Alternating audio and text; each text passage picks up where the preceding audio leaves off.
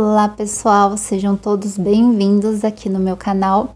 Eu sou a Regiane e aqui falamos sobre livros e hoje vamos falar sobre um conto que eu li do Machado de Assis que está presente no livro Contos Fluminenses.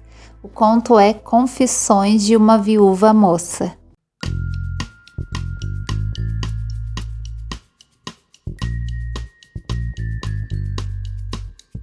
Este não é um dos meus contos favoritos do livro, eu prefiro outros, mas foi bem interessante de ler. Ele foi publicado originalmente em folhetins e dividido em 3 partes que foram publicadas nos meses de abril, maio e junho de 1865, sob o pseudônimo de J. Machado ele assinava a maioria dos seus contos que ele publicava no Jornal das Famílias como J. E esse conto, ele gerou uma polêmica muito grande na época em que ele foi lançado. Muitos críticos apontaram que era um conto escandaloso e que poderia subverter a moral das famílias. E quando Machado escreveu este conto, ele tinha 26 anos e já se mostrava um autor que chamaria muita atenção. Bom, se você não sabe, eu estou lendo Machado de Assis em ordem cronológica, então eu comecei pelos seus contos fluminenses. E se você quer saber a minha opinião a respeito dos outros contos desse livro, já tem resenha deles aqui no canal, vou deixar aqui embaixo a playlist. Aproveite para se inscrever no canal, curtir o vídeo e comentar aí se você também gosta dos contos do Machado. Bom, eu vou contar toda a história de Confissões de uma Viúva Moça. Quando eu chegar perto do grande spoiler da revelação final do conto, eu aviso e deixo a minutagem dele aqui do lado, para você poder pular e não pegar o spoiler. Bom, neste conto nos é apresentada Eugênia. Ela se apresenta para nós em uma carta que ela está escrevendo para sua amiga Carlota. Então o conto inteiro são cartas em que ela conta algo que aconteceu em sua vida. Tudo o que aconteceu aqui na vida da Eugênia foi 2 anos antes do momento em que ela está escrevendo as cartas. Ela era casada nessa época. Eugênia e seu marido, numa noite, vão ao teatro. Durante o evento, Eugênia percebe nos intervalos que há um homem parado na porta do camarote dela, na parede oposta à porta, que fica encarando ela. Isso deixa Eugênia um pouco desconfortável, até chegar um momento durante a peça que ela estava entediada, a peça não era muito boa, ela resolve ir embora. E quando eles vão embora, ela e o marido, ela percebe o homem seguindo ela. Passa-se um tempo, né, eles chegam em casa, alguns dias se passam após isso, ela fica com aquele homem na cabeça. Quando ela finalmente se esqueceu dele, ela recebe uma carta. E a carta diz o seguinte: não se surpreenda, Eugênia. Este meio é o do desespero. Este desespero é o do amor. Amo-a e muito. Até certo tempo procurei fugir-lhe e abafar este sentimento. Não posso mais. Não me viu no teatro lírico? Era uma força oculta e interior que me levava ali. Desde então, não a vi mais. Quando a verei? Não a veja embora. Paciência. Mas que o seu coração palpite por mim 1 minuto em cada dia é quanto basta a um amor que não busca nem as venturas do gozo, nem as galas da publicidade. Se a ofendo, perdoe um pecador. Se pode amar-me, faça-me um Deus. Pronto, essa carta bastou para criar vida interna em Eugênia. Eugênia, ela vive um casamento morno. Ela casou por obrigação, o pai dela que arranjou o casamento dela. Ela e o marido não vivem uma paixão. Ela percebeu que o que ela lia nos livros de romance é bem diferente da realidade. Então ela tem um marido mais distante, mais frio, um marido que não demonstra sentimentos por ela. Os dois vivem um contrato, que é o casamento. Um casamento de aparências. Mas ambos se respeitam. Ele, às vezes, brinca um pouco com ela também com ele. Mas é como se fossem 2 amigos ali, não tão íntimos, vivendo juntos. E essa carta acende um fogo dentro dessa mulher, um fogo que ela não sabia que poderia existir. E isso deixa ela maluca, porque ela chama até esses sentimentos que ela vai criando por este homem de crime. Afinal, ela era casada. Então ela queima essa carta com medo de que o marido dela possa ler. Passa-se novamente um tempo.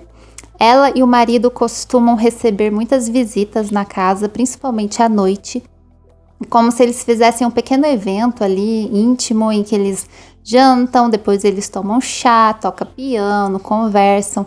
E num desses eventos o marido ainda não tinha chegado do trabalho e quando ele chega ele está acompanhado de um homem. E esse homem é apresentado por Emílio. E Emílio era o homem do teatro que ela viu. Pronto, a noite dela desandou a partir dali, ela ficou super nervosa por ver aquele homem ali. E aparentemente ele e o marido dela se tornaram grandes amigos. Nessas cartas, Eugênia tenta se justificar para a amiga o tempo todo desses sentimentos que ela vai criando por Emílio. Ela diz que se o marido dela a tivesse como uma mulher com paixão, ela teria a sua salvação no casamento. Ela sentiria que o seu marido a salvaria daqueles sentimentos que ela estava tendo por Emílio. E isso eu entendi que seria como se ela fosse amada pelo marido, ela também o amaria. Então seria impossível ela criar esses sentimentos por Emílio. Eugênia não é uma narradora confiável, é ela que está contando por meio de cartas, e ela escreve o que ela acha relevante. E Emílio passa a frequentar a casa de Eugênia. Chega ao ponto dele fazer visitas até mesmo quando o marido dela não está lá. E chega a um ponto também que ela começa a se questionar, será que Emílio é mesmo aquele homem? Porque em momento algum ele se aproximou dela ao ponto de demonstrar algum sentimento. Mas numa dessas visitas em que ele vai à casa e ela está sozinha, ele confessa algo para ela. Dona Eugênia, não quero por mais tempo ocultar o segredo que faz o tormento da minha vida. For um sacrifício inútil. Feliz ou infeliz, prefiro a certeza da minha situação. Dona Eugênia, eu amo-a. Então, nesse momento, ele confessa que ele era o homem do teatro. Eugênia entra em desespero, diz que não o ama e manda ele embora. Ele faz todo um drama, ele chora e vai embora super chateado. E isso acaba pesando a consciência da Eugênia. Ela acha que ela foi muito dura e que ela poderia ter agido de outro jeito. O marido percebe que Emílio meio que se afastou da casa deles e vai visitá-lo. E quando volta, conta para a esposa que Emílio está doente, está pensando em ir embora. E o marido tem até uma suspeita de que Emílio pode tirar a própria vida, porque ele parece muito deprimido. E isso faz Eugênia se sentir ainda mais culpada pela forma como ela tratou Emílio quando ele confessou amá-la. Eugênia tem a chance de se desculpar com Emílio numa visita que ele faz à casa deles depois de um tempo. E isso reanima Emílio. E ele deixa claro que essa aproximação de Eugênia seria quase uma confirmação dos sentimentos dela por ele, e ele criou esperanças de novo. E ele envia outra carta para ela no dia seguinte. Eugênia, obrigado. Torno-me a vida, e a senhora o devo. Obrigado. Fez de um cadáver um homem. Faça agora de um homem um Deus. Ânimo, ânimo. E a partir deste momento, Emílio e Eugênia passaram a se corresponder, a conversar mais e a fazer juras de amor.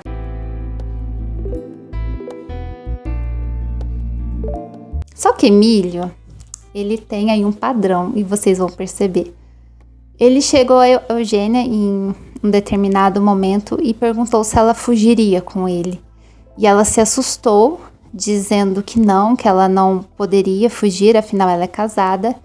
E ele deixa claro que estava na hora dos dois dar um novo passo, não ficar só nas conversinhas. Em outras palavras, ele queria levá-la para a cama.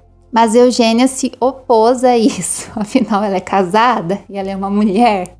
Um homem trair a esposa naquela época, tudo bem, ninguém sairia falando, ninguém reclamaria. Agora, uma mulher, meu Deus, a volta queima as bruxas. E ele joga na cara dela de que ela não o ama, fica deprimido de novo, muito triste, deixando Eugênia novamente com a consciência pesada. Quando eu li essa parte, eu entendi o que Emílio era. Ele me lembrou o primo Basílio. Você conhece a história de Eça de Queiroz, o primo Basílio? Se não, vou fazer um resumo bem rápido. Luísa é casada com um homem em um casamento bem morno e o seu primo retorna, alguém por quem ela teve uma paixão no passado, e os dois se tornam amantes. E quando o marido dela está para descobrir a traição, já que a empregada Juliana diz que vai contar, Luísa se desespera, procura Basílio e diz para ele que está na hora dos dois fugirem para viver esse amor, para eles pararem de viver escondidos, já que eles se encontravam escondidos, e Basílio sempre dizia para ela que queria fugir com ela. Na verdade, ele falava o que ela queria ouvir. E quando ela vai até ele e fala, então vamos fugir, ele dá um pé na bunda dela. Essa é a história do primo Basílio. E nesse momento eu entendi que Emílio tinha um padrão. Quando Eugênia se afastava, ele dava ali uma manipulada nela.